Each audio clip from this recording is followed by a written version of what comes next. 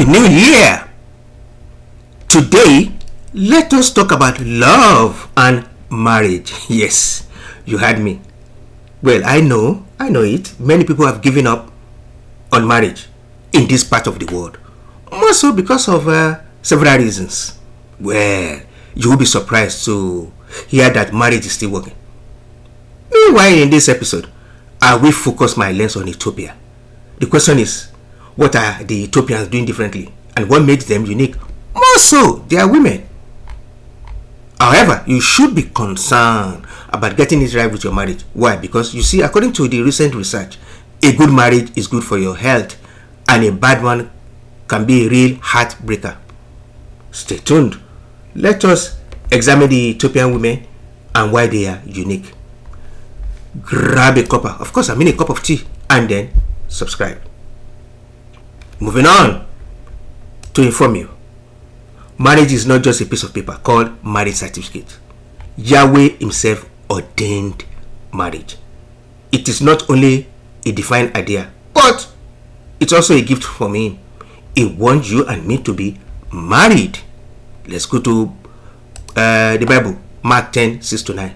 It says, "But at the beginning of creation, God made them male and female. For this reason, a man will leave his father and mother and be united to his wife, and the two will become one flesh.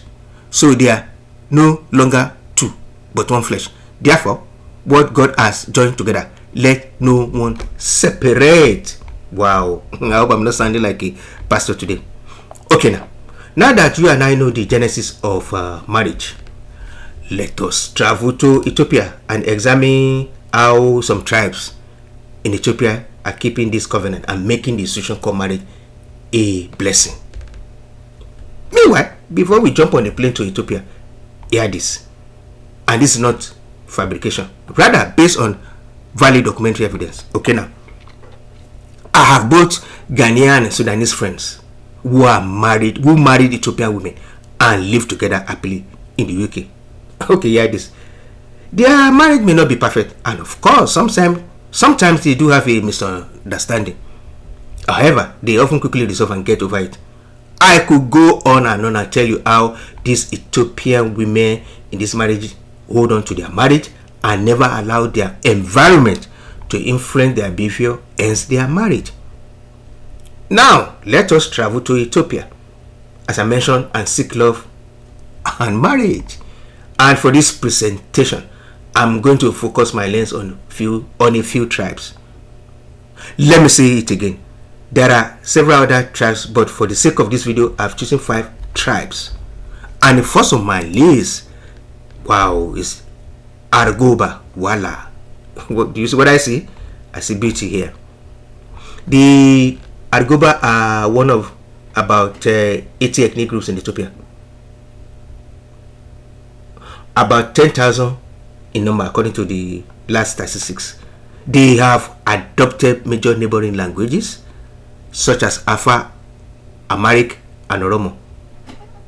Commerce is important to them. They will move from place to place. Do you see what I see? I see beauty here. Now, the second on my list is what we call Wallo. Wow. The Wallo are very interesting people. The people of Amara and Zagwe province, today's Wollo, the same thing, were the strongest adherent of Christianity and both believe in Israelic Semitic biblical ancestry. Agwe and Sagwe claim their lineage from Moses. Wow. Okay, moving on. Let us go to Harare. Wow. That's the name of the tribe. The Harare are well known for their traditional Harare basketry, full of traditional shapes, what you are looking at on the screen. Okay? Full of traditional shapes, patterns, and sequence of color. Harare women play a central role in weaving basketry, bowls, and little vessels, which are important to ceremonial and everyday life of Hararis. Wow. Next, we have the Raya. Voila. What do you see? This is what I see. I see beauty here. Raya identity with the predominant of the Oromo culture, Oromo cultural practices. cultural value of Raya, such as ritual beliefs, ways of dressing, and language, made it possible for the Ryans to exist as a separate entity group. The rituals practiced include Sa, Wadaja, Dubati, Tufa, Wayne, tradition, etc., etc. Voila. Now, let us look at the Tigrian. Voila. Hey. Voila. What do you see there? The Tigrian have a rich heritage of music and dance, using drums and stringed instruments tuned to a pentatonic scale.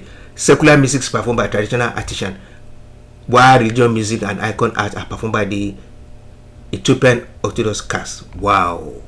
Now, given all these images, what you see here, from this tribe, you will agree with me that Ethiopian women are gorgeous. Yes, no doubt about that. From their curvy body shape to their smooth caramel skin tone and long wavy hair, these women are the epitome of beauty. No doubt about that. And to bring to your attention, the Saudis are not left out. Yes, so the Saudis are now dating, not only dating but marrying Ethiopians. Despite Saudi marriage street law. Okay, I know you probably want to say, yeah, I know what you're thinking, rather, or let me guess what I think you are thinking. You probably want to say, okay, the people, they are attracted to them because of their beauty. People want to go and marry them because they are beautiful. No, ma. No, sir. It's more than what you think.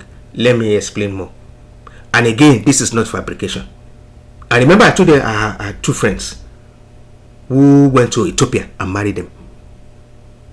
Okay, you see, I have been privileged to ask them questions about their wife's commitment to marriage and why they make a reliable and wonderful partner. Well, my friends told me the secret, which I will share with you now. I was told Ethiopian women have very strong family values, hence they are devoted, passionate, and gentle. Above all, they devote their time to raising children. Wow, and sharing peace and love. Who doesn't want a woman with this severe profile? Now you know their secret. Wait, I have more for you. Somebody once described them, and I quote, "They are loyal and trustworthy. Once an Ethiopian woman falls in love with you, you can be sure that you have her undying devotion for as long as the relationship lasts." End quote. And thanks to their strict family values, they are brought up having a strong intolerance for infidelity. Ethiopian women are modest, not materialistic. They value real affection and love above all. You won't have to spend a fortune to gain their attention. Wow. What else do you want as a man? That's it. Okay. Now, just like everybody, the Ethiopians have their little flaw as well. Ethiopians abroad is a close community. Yes. They stay close to each other. They go everywhere they go with their cultural baggage, so to speak, traditions and religion. And again, I've spoke to a few Ethiopians about their close community and why they don't socialite. Well, they gave me various reasons, ranging from shyness, unable to assimilate other people's culture, etc., etc. Well, that's it. Well, from the look of things, they will open up with time, or they already open up, if I may say, and they will embrace other people's culture.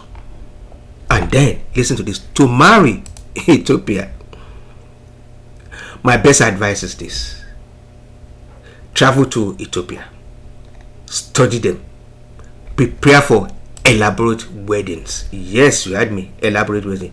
And please, this is coming from a reliable source, do not mess about in Ethiopia. Your marriage might be at stake. So, what do you think? Will you marry an Ethiopia for the sake of love and peace of mind? I'd like to hear from you.